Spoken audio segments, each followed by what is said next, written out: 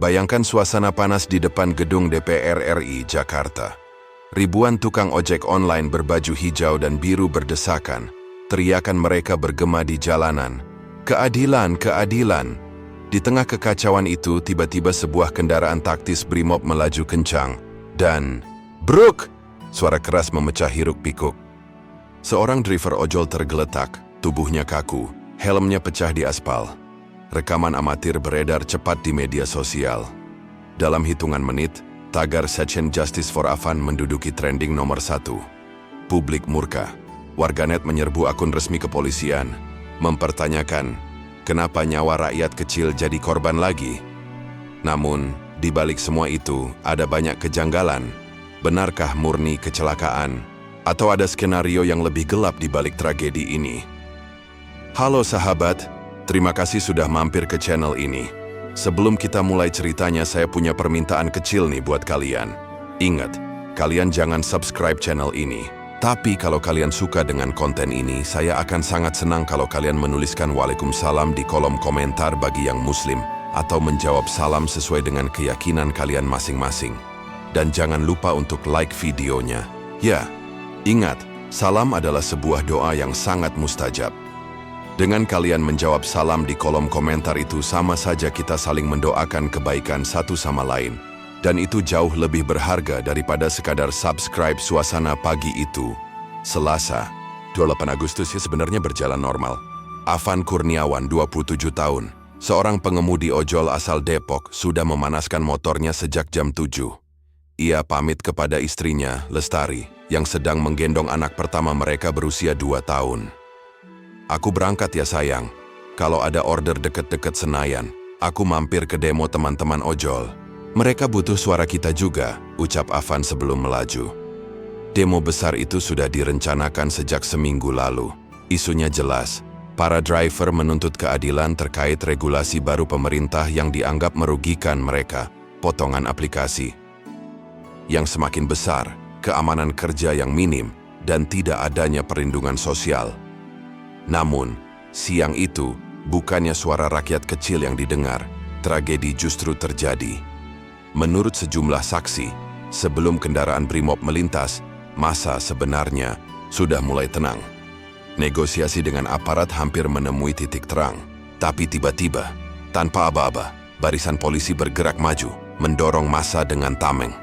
Kami sudah mundur, sudah tenang. Tiba-tiba saja barakuda itu nyelonong, ujar Arif, salah satu rekan Afan yang melihat langsung kejadian tersebut. Kamera, ponsel dari berbagai sudut menangkap detik-detik mencekam itu. Afan yang berusaha menolong temannya jatuh, justru tak sempat menghindar. Kendaraan lapis baja itu melindas tubuhnya. Dalam hitungan detik, nyawa Afan melayang. Namun, anehnya, pernyataan resmi kepolisian justru berbeda. Polisi menyebut kejadian itu murni kecelakaan akibat massa yang ricuh. Disinilah kecurigaan. Publik mulai tumbuh. Kabar kematian Afan menyebar secepat api menyambar bensin. Rekaman amatir memperlihatkan tubuhnya diangkat oleh rekan-rekan ojol sambil menangis histeris. Suasana berubah dari aksi damai menjadi amarah yang tak terkendali. Ban-ban terbakar, batu beterbangan, dan suara sirene ambulans bercampur dengan teriakan massa. Polisi pembunuh, nyawa rakyat bukan mainan, teriak para demonstran yang memukul-mukul pagar DPR. Di media sosial, narasi berbeda muncul.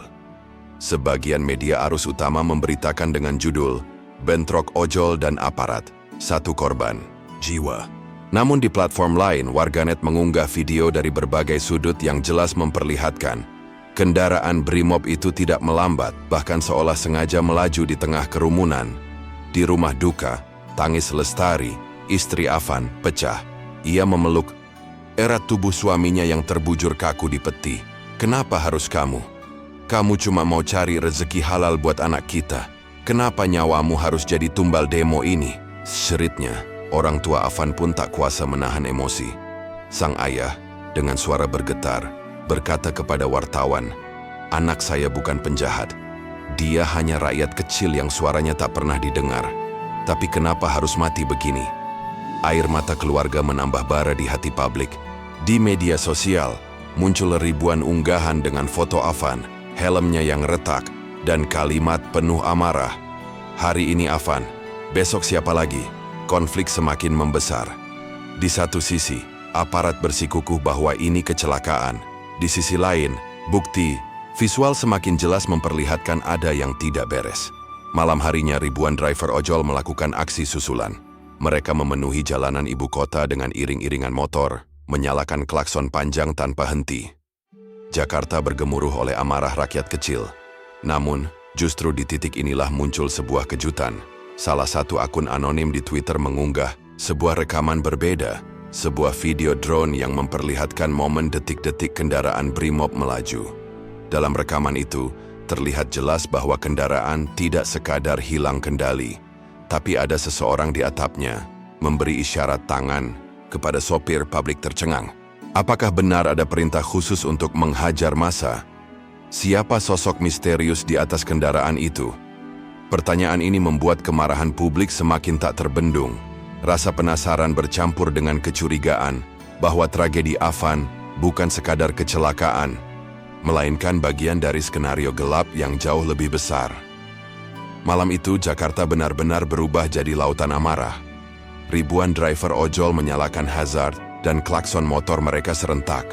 Suara bising bercampur dengan teriakan massa, dan di media sosial, satu rekaman drone menjadi pusat perhatian. Sosok misterius di atas barakuda Brimob memberi isyarat sebelum kendaraan itu menabrak Afan dan netizen mendidih. Siapa dia? Kenapa memberi aba-aba? Dalam sekejap, tragedi ini bukan lagi sekadar soal kecelakaan. Publik mulai mencium aroma konspirasi. Keesokan paginya, suasana depan rumah duka Afan di Depok berubah jadi lautan manusia. Bukan hanya tetangga dan kerabat, ratusan driver ojol dari berbagai daerah datang. Mereka membawa bunga, poster, dan spanduk bertuliskan, "Afan adalah kita semua." Di tengah isak tangis keluarga, hadir pula sejumlah aktivis HAM dan perwakilan mahasiswa. Mereka menuntut investigasi independen atas kasus ini. Namun, di sisi lain, pihak kepolisian tetap berpegang pada narasi awal, bahwa kejadian ini adalah murni kecelakaan akibat massa ricuh. Dalam konferensi pers, juru bicara kepolisian berkata, dengan wajah datar, "Kami sudah menahan sopir kendaraan, sedang dilakukan pemeriksaan internal.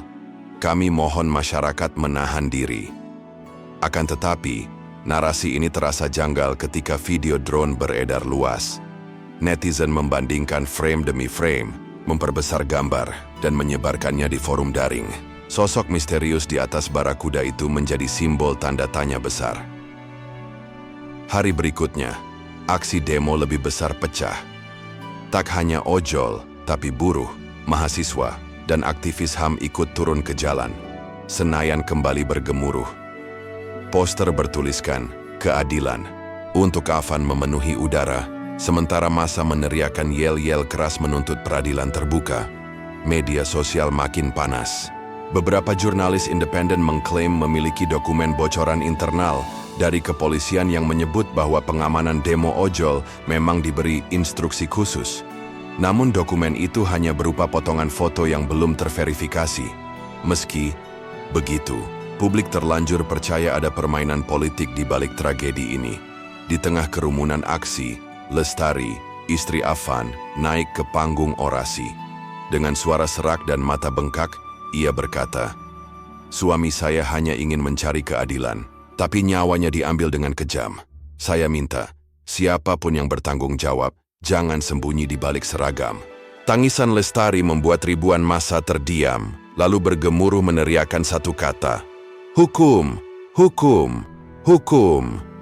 Aksi itu membuat suasana makin memanas. Aparat kembali membentuk barisan, bersiap menghadapi kerumunan yang makin tak terkendali. Sore menjelang malam, ketegangan mencapai puncaknya.